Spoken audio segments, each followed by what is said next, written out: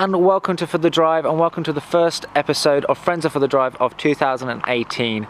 And today, although the weather is absolutely awful, hence why I've got the umbrella out, I'm starting this year off with a high with a beautiful British V8. We could ride the light waves together, ignore all the sound waves. How do we get so brave? How do we get so brave? And What we have here is a Jaguar XKR with a 5-litre supercharged V8 producing about 570 brake horsepower, 500 pounds-a-foot torque, and get you to 60 in about 4.2 seconds. Now, a few of you that will actually know the stats of the XKR will know that that's a little bit higher than the standard, but this one has been modded, which we'll go to hopefully in great length as we go through the drive. But I think first let's hear this beautiful 5-litre V8 start up and give us a bit of noise.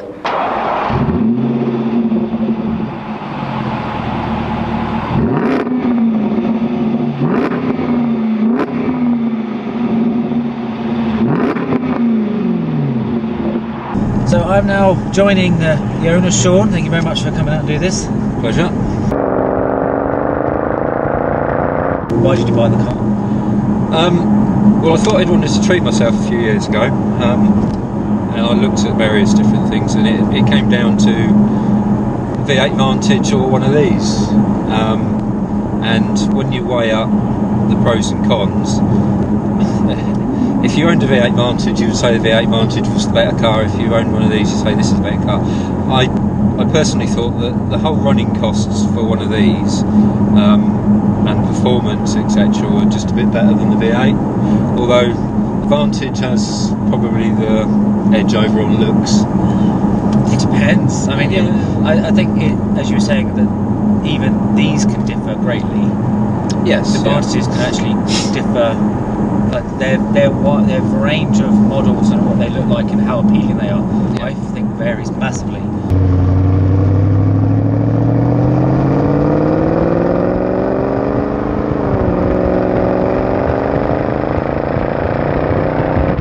What would you say that the best points about it? What do you love about the car? I like the looks, obviously. I like the way it makes you feel when you drive it.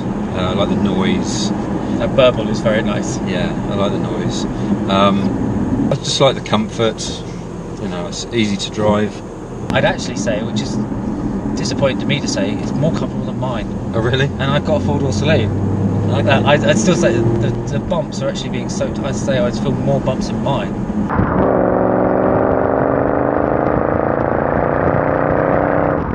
Is there anything that you'd say that you don't like, or that you wish Jaguar didn't do, would have changed?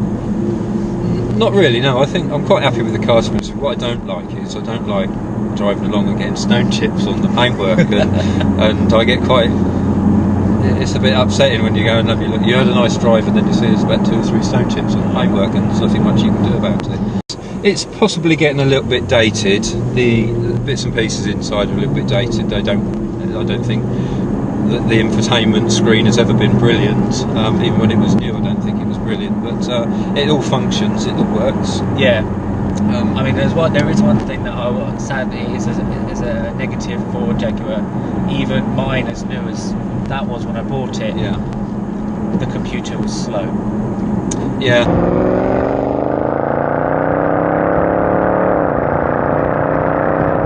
So you mentioned about the exhaust. Let's talk about some modifications, bits and pieces. So what have you done?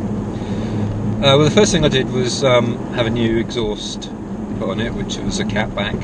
It's a Miltech system, and that's made a difference to the. I don't know if you can hear that.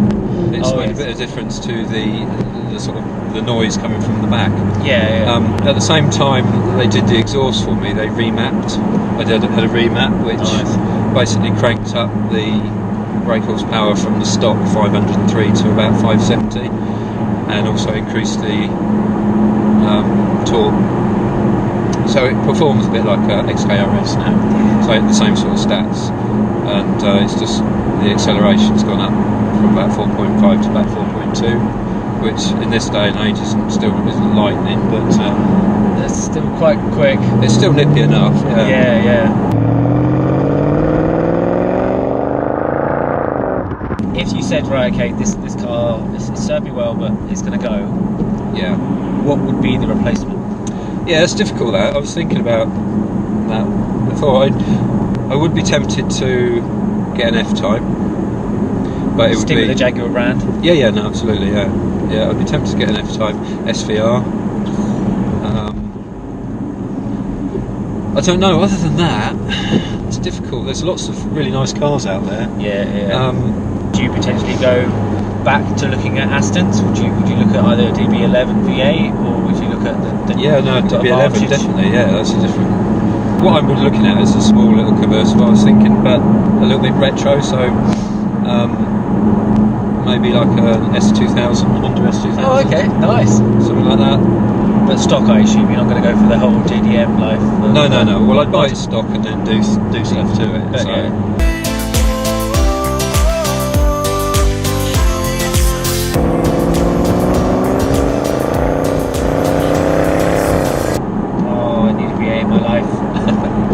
So if you're driving it in fifth and you're doing about 2,000 RPM at the moment, you can barely hear the exhaust, can you? So that's the nice thing about it, that you can drive it sensibly and it's not intrusive. The minute you flip the throttle and go for it a little bit, it just gives you that little, don't forget. I'm V8, yeah.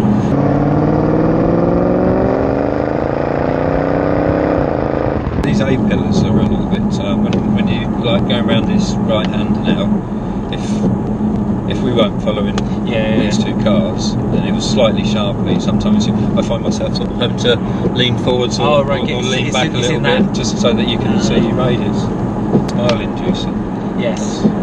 And that's why you wouldn't want to drive, well, that's why I don't want to drive this every day, because I like it. You like to get in it and have fun in it and still bring those smiles on when you're playing around up there.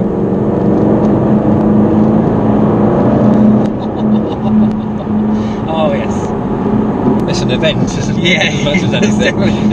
It might not have been going particularly really fast then, but the noise and everything. It's almost the thing that you don't want to go too fast because you're enjoying the noise. Yeah. It's almost like, just give me that level of noise, but keep it the same speed, and I'll be happy. Yeah.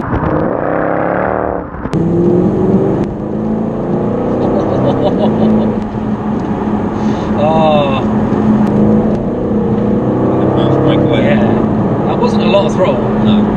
There really wasn't a lot. I mean, I suppose it hit that bit of water.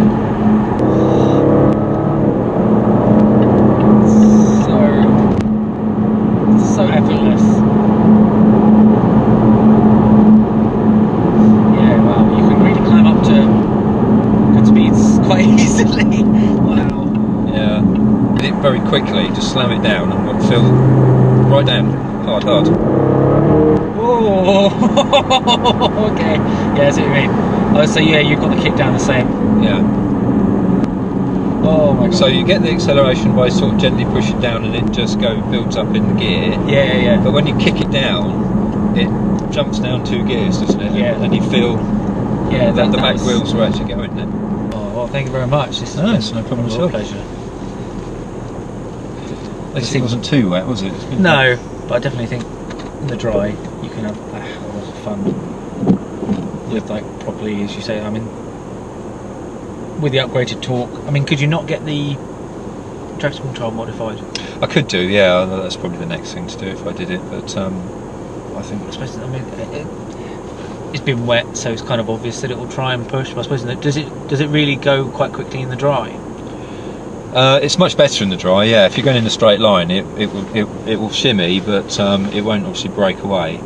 But even sort of pulling out a junction sometimes now, when you want to nip out, it wants give it a little bit of throttle just to get going.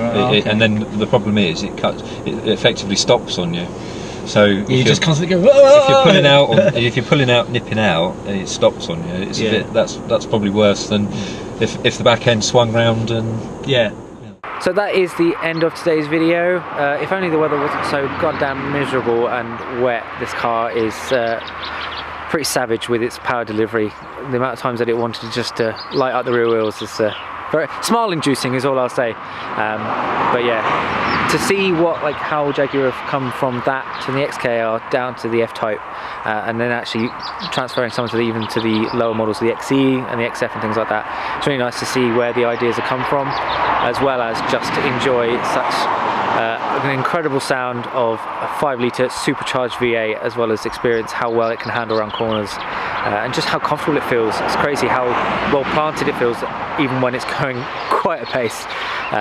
So a huge thank you to Shaun for coming out and showing me such an excellent experience. If only it was dry, I could experience even more savage accelerations and hard quartering, but maybe in the summer I'll come back, we'll see. But that is the end of the video. Thank you very much for watching. Please like and subscribe, and I'll see you guys later.